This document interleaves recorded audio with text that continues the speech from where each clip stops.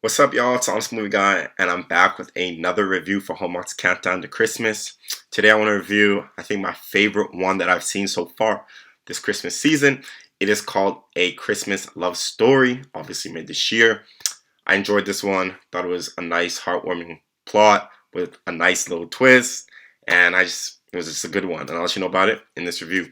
So, for those who have forgotten, this is how it works. First, I give you a synopsis of the movie, then I give you a spoiler-free review of the movie, and finally, I give you my honest rating and my honest recommendation.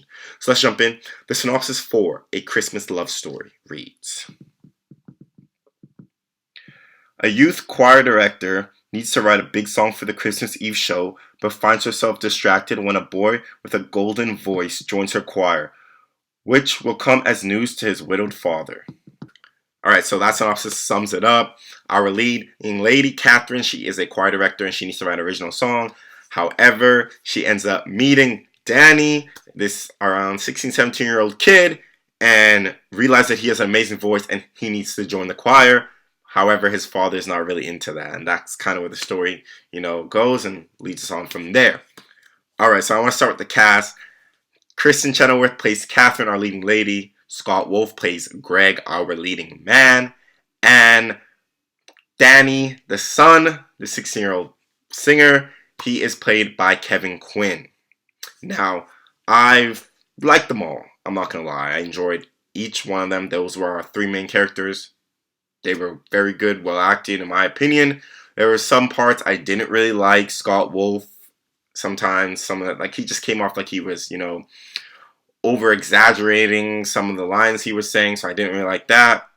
In terms of Kristen Chenoweth, sometimes she just seemed a little just all over the place, but overall I thought the performances were good.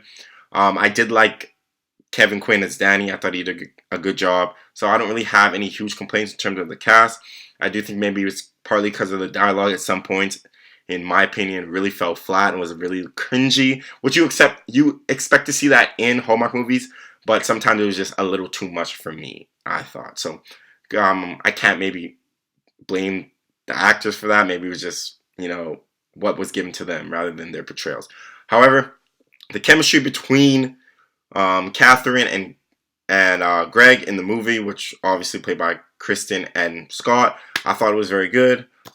Sometimes it could have been a little better, but I thought it was good for this movie, and it really did help carry it along, and they were just, likable. So I don't have any problem with them two together.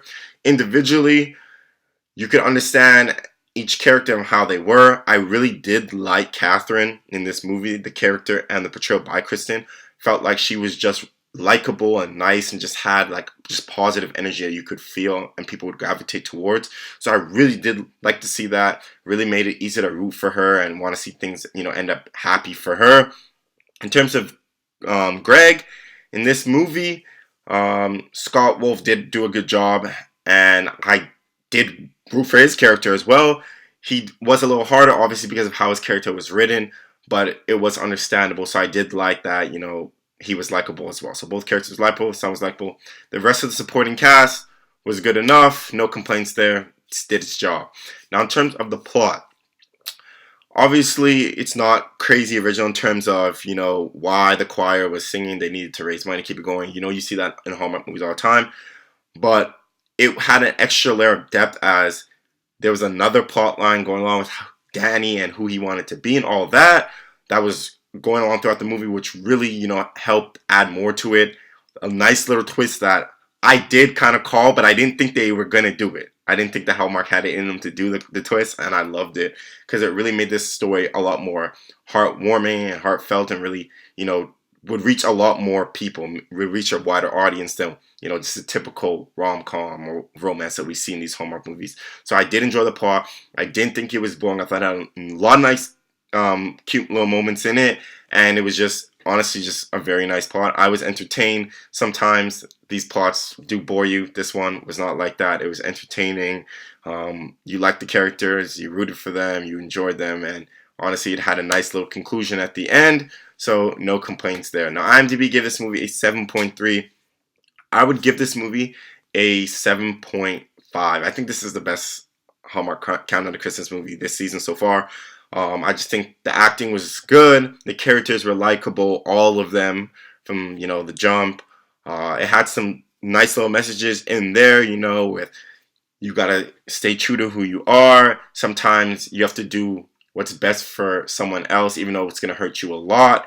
And I just thought the twist in it was great and nice and helped, bring everything full circle in the movie, which was really, really nice. So I recommend you guys to go out, watch A Christmas Love Story. This is, in my opinion, the best Hallmark Countdown to Christmas movie this season. If not, it is at least top 3. So go out, watch this one, and enjoy it. That's it for this review. I'm the Honest Movie Guy. Make sure to like and subscribe below, and tune in to more Countdown to Christmas reviews.